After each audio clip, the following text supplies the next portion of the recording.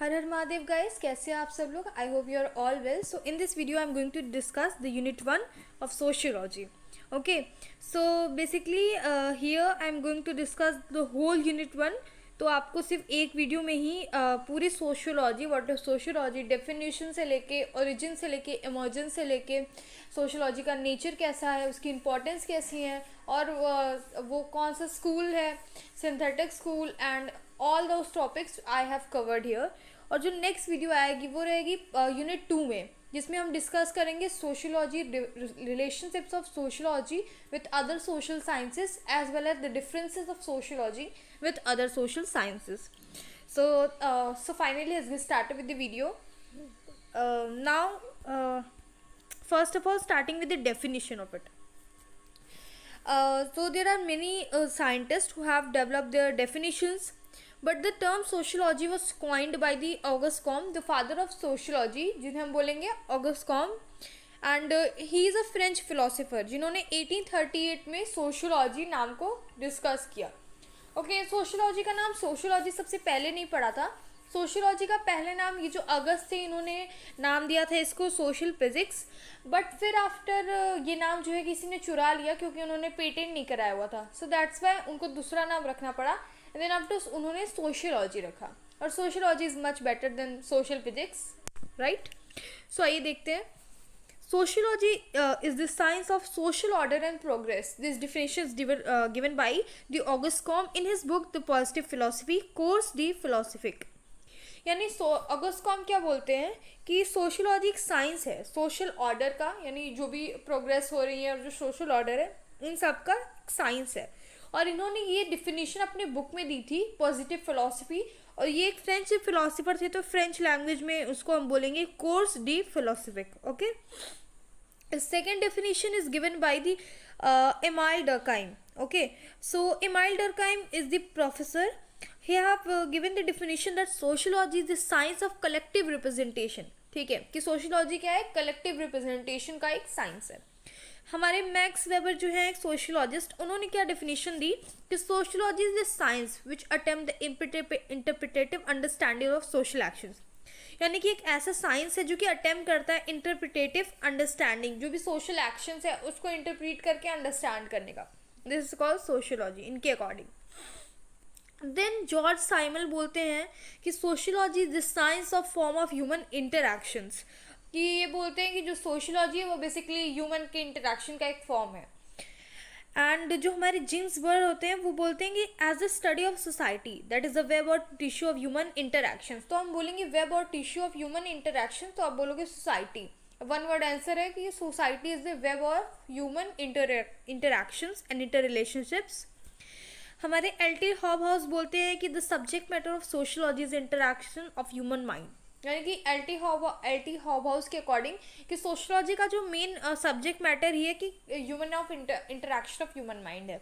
Okay, सो आप देख सकते हैं कि जो डिफिनीशन है वो वन लाइन की डिफिनीशन है, so that you can learn easily. Okay, now starting teaching of sociology in a separate discipline started in 1876 in US. ठीक है, यानी सबसे पहले जो उसका स्टार्टिंग हुआ था यूएस में हुआ था. 1889 in France, 1907 in Great Britain, after the World War first in Poland and India, in 1925 in Egypt and Mexico, in 1947 in Sweden. ठीक है, और जो सोशियोलॉजी वर्ड है इसको आपको याद करना पड़ेगा डेफिनेटली, ताकि it will look your answer more impressive. Sociology जो है ना वो लैटिन दो वर्ड से मिलके बनाई, लैटिन और ग्रीक. लैटिन वर्ड है सोसाइटस, जिसका मीनिंग होता है कंपेनियन या फिर सोसाइटी. और जो लोगस है, ग्रीक वर्ड है लोगस, जिसको हम लोग बोलते हैं टू स्टडी ऑफ साइंस. तो इटेमोलॉजिकल मीनिंग क्या हो गया सोशियोलॉजी का, the science of the society. Okay, this is very easy. Now move to the another one. What is the need of sociology? Okay, let me sum up what is sociology first.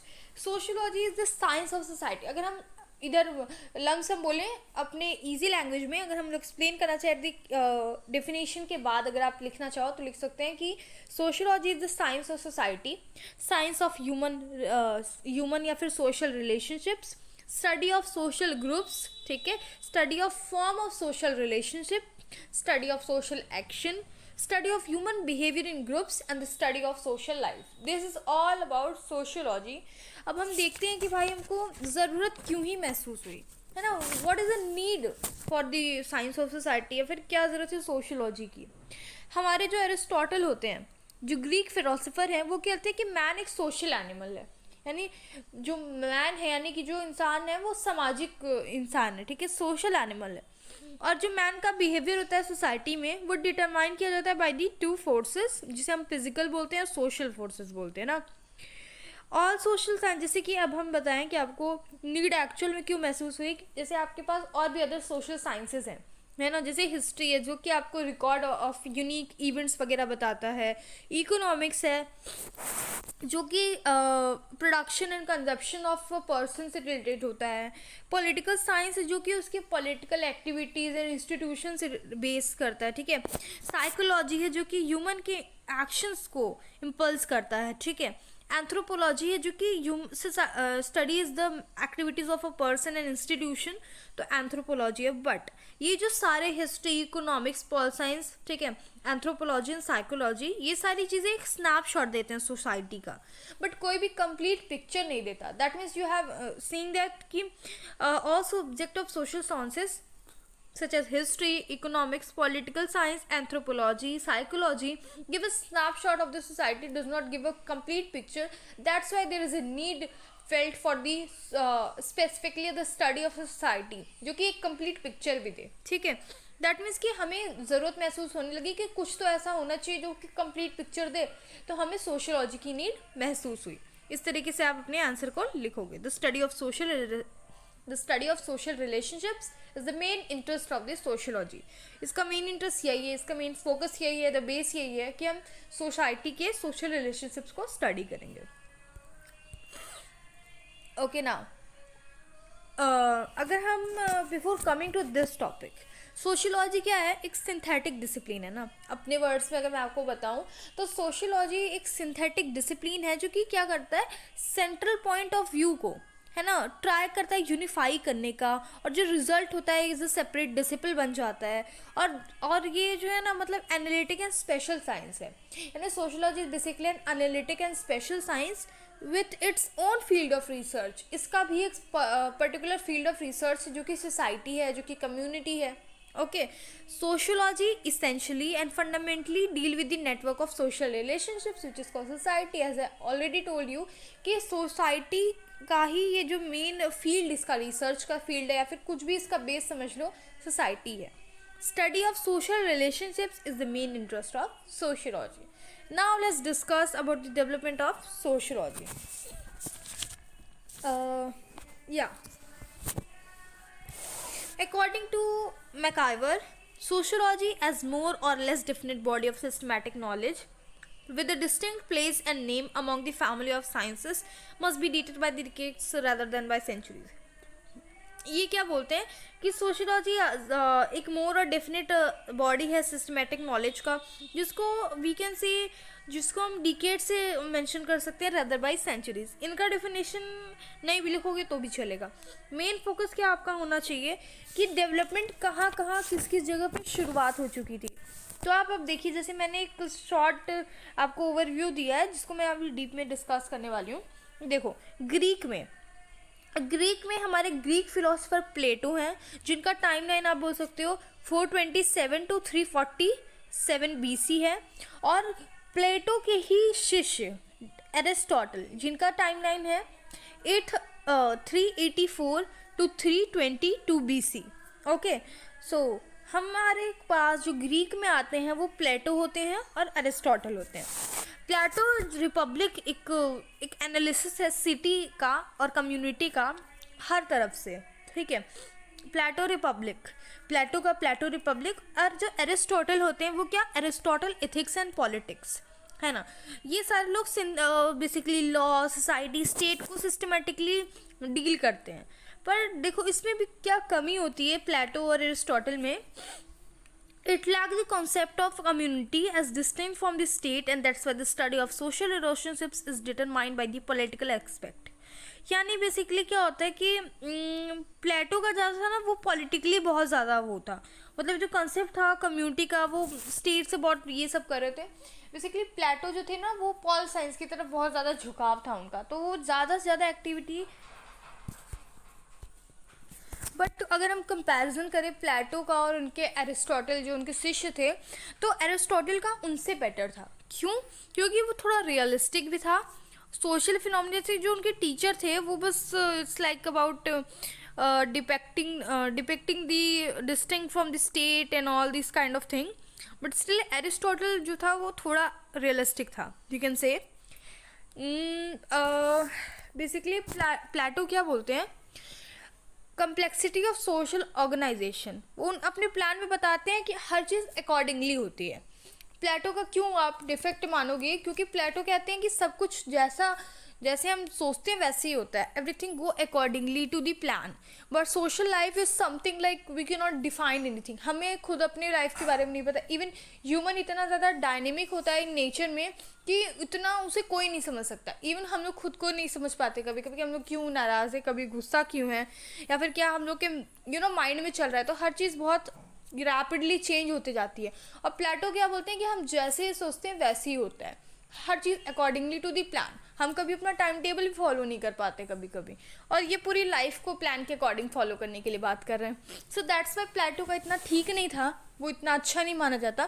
पर Aristotle का क्या था, since this supported the status quo was highly conservative in character, but still comparison करेंगे तो प्लेटो का ज़्यादा conservative था, और एरिस्टोटल का भी कंजर्वेटिव ही माना जाएगा, उनका जो भी दिया गया है वर्ड्स। सो लेकिन इन दोनों के बेसिकली दोनों लोग ही कंजर्वेटिव नेचर है उनकी बातों में जो भी उन्होंने बोला। बट हम लोग बोलेंगे कि Plato is more conservative than Aristotle, because इनके कंपैरिजन में तो इनका रियलिस्टिक लग रहा है ना। तो दैट इज़ वाई। ग्रीक का तो हो गया। अब रोमन्स की बात करते हैं। रोमन्स में आपके आएंगे सिसेरो। ये जो होते हैं उन्होंने भी एक बुक लिखी होती है, एक रोमन जो है हमारे ऑथर हैं जिन्हें हम सिसेरो बोल रहे हैं, उन्होंने एक बुक लिखी होती है डी ऑफिकस। डी ऑफिकस का हम लोग इंग्लिश में ट्रांसलेशन करेंगे थी, इट इज़ ऑन जस्टिस। डी ऑफिकस means on justice. So transmitted to the Western world, the treasures of Greek learning mainly occupied with the giving Europe the law. Diophicus on justice basically talking about the laws and all, and hence they did not think the terms of non-linguistic aspects of society. अब ये जो Cicero हैं वो भी law related ही बोलते हैं, ये भी कानून एंड ऑल बताते हैं, बट इन्होंने सोसाइटी के उस एक्सपेक्ट को नहीं देखा जो कि नॉन लिंग्विस्टिक है ना। They have produce few original social philosophies, इन्होंने कुछ फिलोसफीज भी लिखी हैं, बट स्टिल ये भी उतना ज़्यादा परफेक्ट नहीं था, बिकॉज ये लॉ वगैरह के बारे में बात करते हैं। पर देर आर मैनी, अब जैसे आप बोलेंगे सोसाइटी में हर जगह लॉ फॉलो होता है कि कोई चोरी करता है तो उसे जेल भेजते हैं, है ना, कोई गलत काम करता है उसे जेल भेजते हैं, तो हमारा लॉ हम पे इम्पोज है। पर जो ट्राइबल सोसाइटी है उनका जो सिस्टम है, उनका जो ट्रेडिशन है, उनका जो कल्चर है, वो अपने से एकदम बिल्कुल डिफ़र करता है, बहुत ज़्यादा डिफ़र करता है।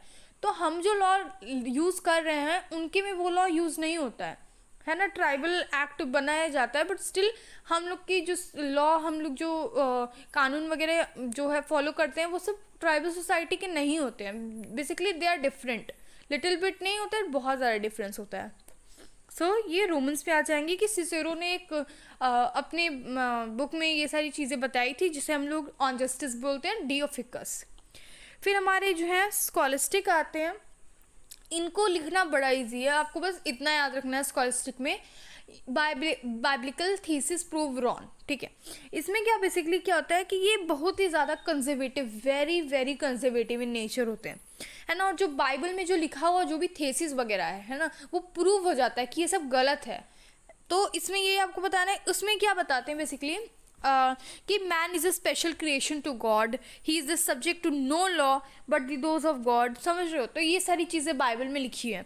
And the churchman are God earthy, मतलब जैसे चर्चमैन जो है, जैसे नहीं हम लोग फ्रेंच रिवॉल्यूशन में पढ़े थे कि जो गॉड है उस मतलब जो गॉड है उन्होंने कुछ धर्म के ठेकेदार बना के भेजे, जिसे हम लोग बोलते हैं कि प्रीस्ट हो गए ये सारी चीज़ें, चर्चमैन बेसिकली चर्चमैन। तो चर्चमैन अपने आप को ये दावा करते हैं कि भगवान ने उन्हें चुना हुआ एज अ धर्म का ठेकेदार। ये चीज़ बिल्कुल गलत है। और जो डॉक्ट्राइन राइट ऑफ किंग बोला गया है कि जो किंग है वो भगवान का भेजा हुआ अवतार है, तो ये सारी चीज़ें भी गलत मानी जाती है, बिकॉज हम लोग फ्रेंच रिवॉल्यूशन पढ़ के आए हुए हैं और ये सारी चीज़ें बहुत ही ज़्यादा कंजर्वेटिव फिलोसफी है और ये गलत भी प्रूव हुई है। इनका जो थीसिस है वो एकदम गलत प्रूव हुआ है।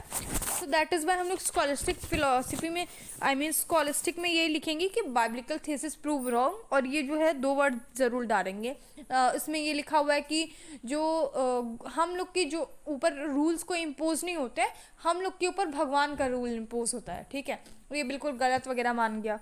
फिर आपका आएंगे मॉडर्न में आपको writers who treated life problems realistic. हाँ, ये बोल सकते हैं कि इस मॉडर्न में आपको राइटर्स मिलेंगे जो कि थोड़ा रियलिस्टिक थे, जैसे जो कि बहुत नोटेबल हैं दोनों में, वो है Hobbes and Machiavelli.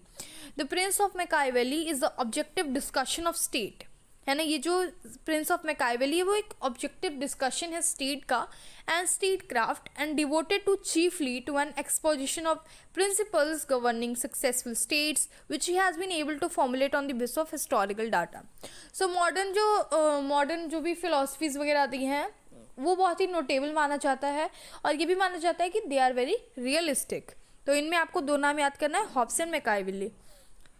And sir Thomas More, देखिए MOR ही है इनका, मोरे आपको पढ़ना है, ठीक है। More was an another notable author और in this period who have written this books Utopia published in 1515 try to deal with the everyday social problems. और जो सर थॉमस मोरे हैं उन्होंने अपनी बुक उटोपिया में, जो कि 1515 में पब्लिश हुई है, उन्होंने भी ट्राई किया कि वो एवरीडे सोशल लाइफ की जो प्रॉब्लम्स है उसको डील करें by the means of depicting social orders which mean for emulation, ठीक है। now it's talking about Italy में देखो इटालियन राइटर विको और फ्रेंच राइटर मोंटेस्क्यू, ये क्या करते हैं, deserve a special mention for their notable contribution toward the scientific investigation of social phenomena. तो ये लोग भी बहुत इंपॉर्टेंस देखिए आपको कहाँ से इंपॉर्टेंस रखनी है, मॉडर्न वाले में, इटली वाले में जो है वीको और फ्रेंच राइटर मॉन्टेस्क्यू, ये सब बहुत ही जाने माने हैं बिकॉज वीको ने अपनी बुक द न्यू साइंस में कंट्रीब्यूट किया है society was subject to definite law which can be observe through objective observation and study. Montesquieu देखो उन्होंने अपने book the spirit of law, उन्होंने human the had life in human societies इसके बारे में डिस्कस किया हुआ है। तो आपको वीको की बुक का नाम the new science and Montesquieu की बुक का नाम द स्पिरिट ऑफ लॉ, उसको ज़रूर अपनी कॉपी में आंसर शीट में लिखना ही लिखना है, अपने नोट्स को बनाते वक्त भी ये पॉइंट ज़रूर डाल लीजिएगा, okay. And then we have biologist, right. Biologist में हम लोग चार्ल्स डार्विन को पढ़ेंगे, उनकी थ्योरी, एंड हम लोग पढ़ेंगे हर्बर्ट स्पेंसर को, ठीक है। सो देखिए with the publication of Origin of Species by Charles Darwin, studies made towards development of sociology। जो डार्विन की थ्योरी थी वो कंप्लीट फॉर्म था, complete form of life evolve from simple through the process of survival of the fittest, ठीक है। So basically Darwin की theory आप थोड़ी थोड़ी बायोलॉजी में भी 10th की बायोलॉजी में पढ़ के आए हुए हैं कि डार्विन कैसे बताते हैं कि जो हमारी लाइफ जो है वो सिंपल से कैसे कैसे कॉम्प्लेक्स होती गई है।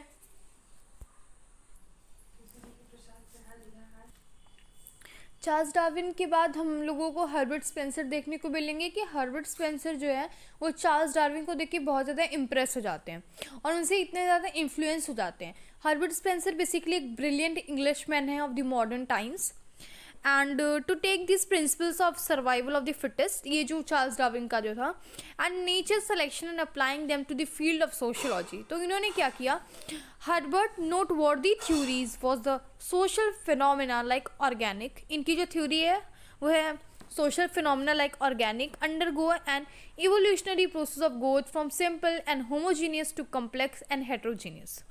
हर्बर्ट ने बताया है कि कैसे जो पहले के मैन प्रिमिटिव थे और आज के मैन सिविलाइज्ड हैं। ये मैं आपको एक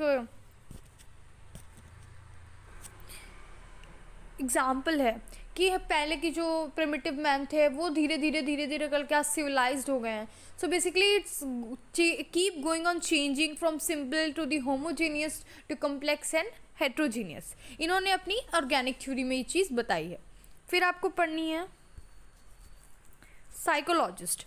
साइकोलॉजिस्ट में आपको आएंगे देखिए Herbert Spencer has many followers right, and in his theory of organic evolution, Herbert के बहुत सारे फॉलोअर्स थे और उन्होंने अपनी जो थ्योरी दी थी ऑर्गेनिक इवोल्यूशन का, वो 19th सेंचुरी तक बहुत ज़्यादा फेमस था।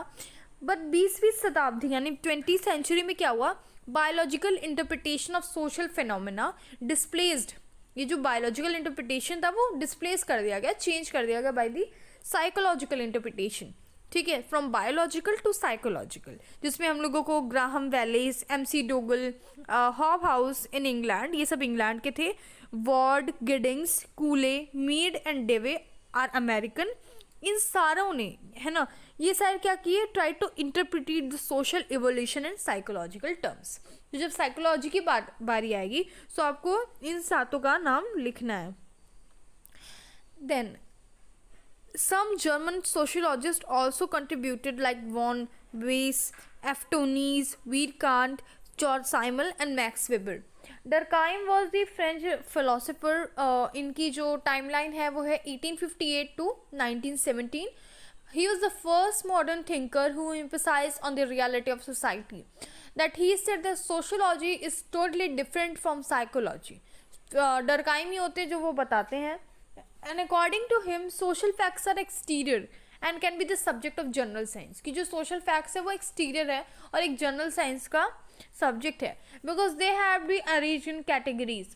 Studies the division of labor as social institution collectively wherein multiplicity of individuals secure social coherence, ठीक है। और जो डरकाइम है उन्होंने एनोमी के कॉन्सेप्ट को डेवलप किया, जिसमें वो बताते हैं the separation of management of industry from labour, disregard to individual natural talent, improper coordination of functional activities, right. या now let's talk about the father of sociology. Before father of sociology, let me discuss the Max Weber. देखिए जो German sociologist हैं जैसे कि von वेसे, एफ्टोनीज, वीरकार्ट, Cyble, George साइमल, max weber, इन्होंने बहुत ज़्यादा इन्फ्लुएंस किया on the development of society. जो मैक्स वेबर है उनकी 4 कंट्रीब्यूशन आप अपने एग्जाम्पल में देंगे, it will be look more good. आपको पहले एग्जाम्पल है इन्होंने ना मैक्स वेबर ने एक theory the, theory of social action. इन्होंने अथॉरिटी, ब्यूरोक्रेसी और कंसेप्ट ऑफ आइडल टाइप के कंसेप्ट्स वगैरह को डिस्क्राइब किया है। दैट्स वाई मैक्स वेबर बहुत ही ज़्यादा, इनकी कंट्रीब्यूशन ज़्यादा है। And sociology as comprehensive science of social actions, और उन्होंने सोशल एक्शंस को 4 पार्ट्स में डिवाइड किया, जिन्होंने इन्होंने बोला in the terms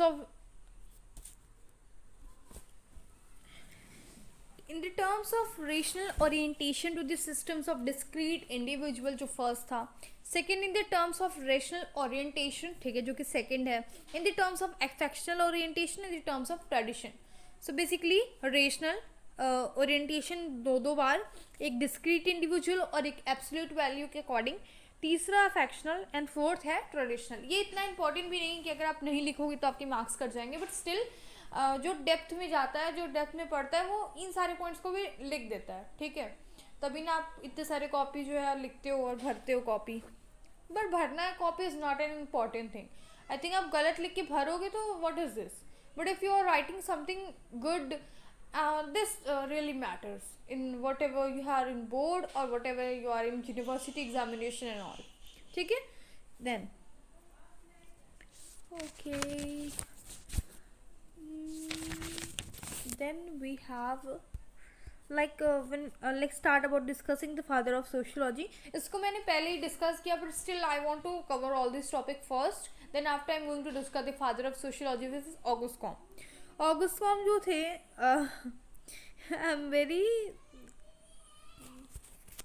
it's very funny that I am writing the father of sociology without telling the names of the in this slide. I'm so sorry guys. It's Auguste Comte, जो कि social physics पहले नाम रखते हैं, फिर sociology नाम रखते हैं, और वो बोलते हैं कि जो ऑगस्ट कॉम्ट बोलते हैं कि मैन 3 स्टेजेस के थ्रू प्रोग्रेसिवली जाता है, एक थियोलॉजिकल, मेटाफिजिक्स एंड साइंटिफिक, ठीक है।